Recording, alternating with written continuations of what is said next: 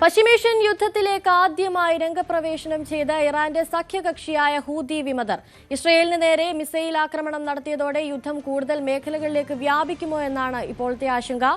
ഇറാന്റെ ബൂഷെഹർ പ്രവിശ്യയിലേക്ക് ഇസ്രയേൽ നടത്തിയ ആക്രമണത്തിൽ ഒരു കുടുംബത്തിലെ 4 പേർ കൊല്ലപ്പെട്ടു. ഖുസിസ്ഥാനിലെ ഒരു ജലസംഭരണ കേന്ദ്രവും തകർന്നു. ഈ ആക്രമണത്തിൽ ലെബനനിൽ 3 മാധ്യമപ്രവർത്തകരും ഇസ്രയേൽ ആക്രമണത്തിൽ കൊല്ലപ്പെട്ടിട്ടുണ്ട്. യുദ്ധം പരിഹരിക്കാൻ ഇന്ന് പാകിസ്ഥാനിൽ ഉന്നതതല ചർച്ചകൾ നടക്കുമെന്നുള്ള വിവരങ്ങളൊക്കെയാണ് പുറത്തുവരുന്നത്.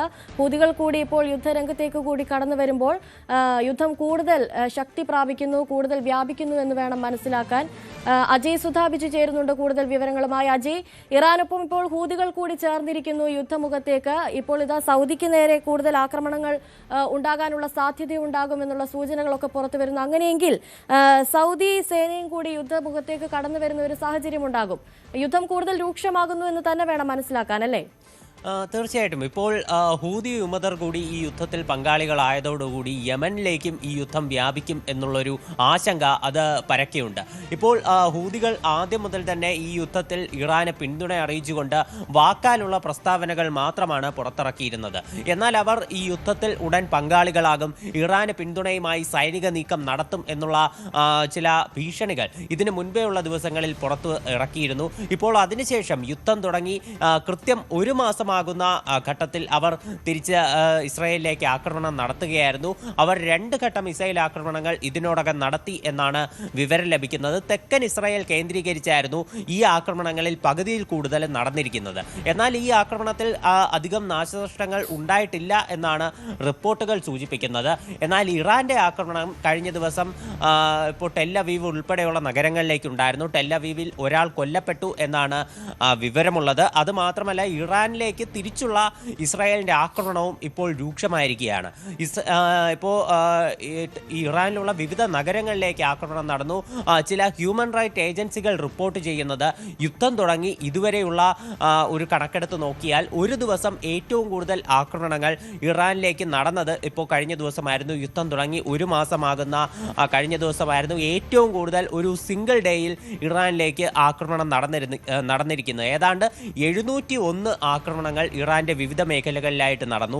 ഇതിൽ ഏതാണ്ട് 74% നടന്നിരിക്കുന്നത് അവരുടെ തലസ്ഥാനമായിട്ടുള്ള ടെഹ്റാൻ കേന്ദ്രീകരിച്ചാണ്.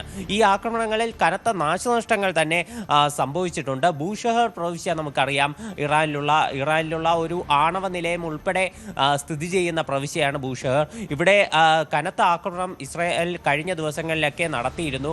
അവിടെ ആണവ നിലയത്തിന് കേടുപാടുകൾ സംഭവിക്കുന്ന സ്ഥിതിയിലേക്ക് ഉൾപ്പെടെ കാര്യങ്ങൾ അത് കൊണ്ടുചെന്നെത്തിച്ചു.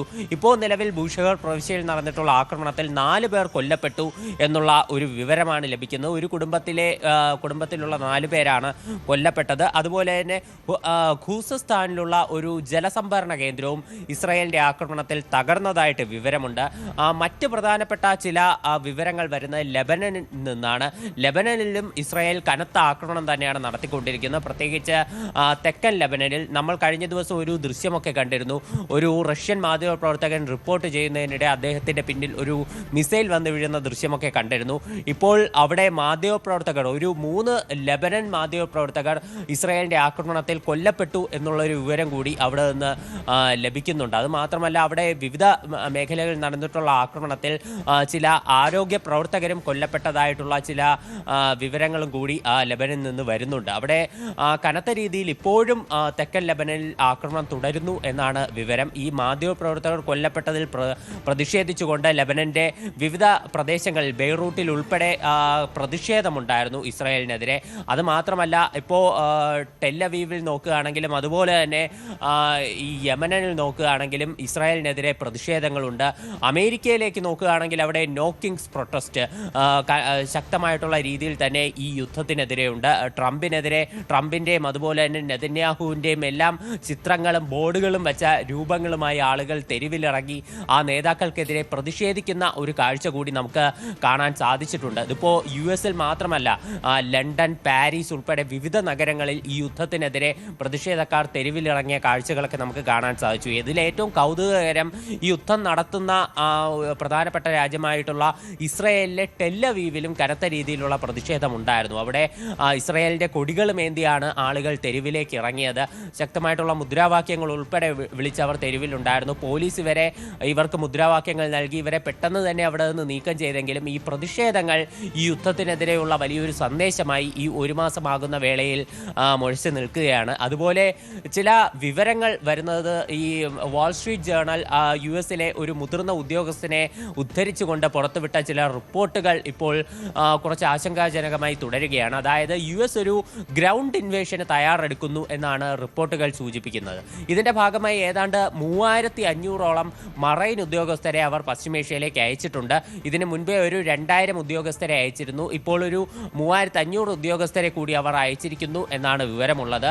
ഒരു ഫുൾ സ്കെയിൽ ഗ്രൗണ്ട് ഇൻവേഷൻ അല്ലെങ്കിലും ഒരു ഘട്ടമായിട്ടുള്ള ഒരു പ്രവൃത്തി, അതായത് കുറച്ച് സൈനികരെ ഗ്രൗണ്ട് ഇൻവേഷൻ നടത്തി വ്യോമാക്രമണവും പാരലൈറ്റ് തുടങ്ങിക്കൊണ്ടുള്ള ഒരു പ്ലാനാണ് US ഉദ്ദേശിക്കുന്നതെന്നാണ് വിവരം. എന്നാൽ ട്രംപ് ഇതിന് അംഗീകാരം നൽകിയിട്ടുണ്ടോ എന്നുള്ള കാര്യത്തിന് വ്യക്തതയില്ല.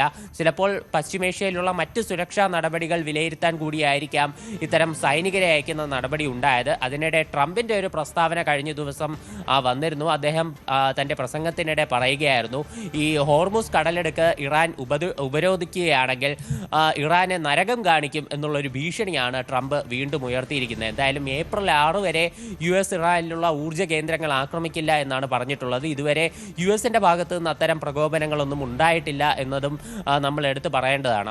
എന്നാൽ അതേസമയം ഇറാൻ US-ന്റെ വിവിധ കേന്ദ്രങ്ങളിലേക്ക് ഇപ്പോൾ ആക്രമണം നടത്തുന്നു എന്നാണ് വിവരമുള്ളത്. സൗദി അറേബ്യയിലുള്ള US-ന്റെ ഒരു വ്യോമത്താവളത്തിന് നേരെ ആക്രമണം നടന്നിരുന്നു. അതിൽ 12 US ഉദ്യോഗസ്ഥർക്ക് പരിക്കേറ്റു. ഇതിൽ ഒരാളുടെ നില ഗുരുതരമാണെന്നാണ് വിവരം. ഇത്തരം ആക്രമണങ്ങൾ ശക്തമാകുന്നതിനിടെ പാകിസ്ഥാനിൽ ഒരു സമാധാന ചർച്ച ഇന്ന് നടക്കുമെന്നും വിവരമുണ്ട്. വിവിധ രാജ്യങ്ങൾ ഈ ചർച്ചയിൽ പങ്കാളികളാകുന്നുണ്ട്. സൗദി അറേബ്യ, തുർക്കി, ഈജിപ്ത് എന്നീ രാജ്യങ്ങളിലെ വിദേശകാര്യമന്ത്രിമാരാണ് ഈ ചർച്ചയിൽ പങ്കെടുക്കുന്നത്.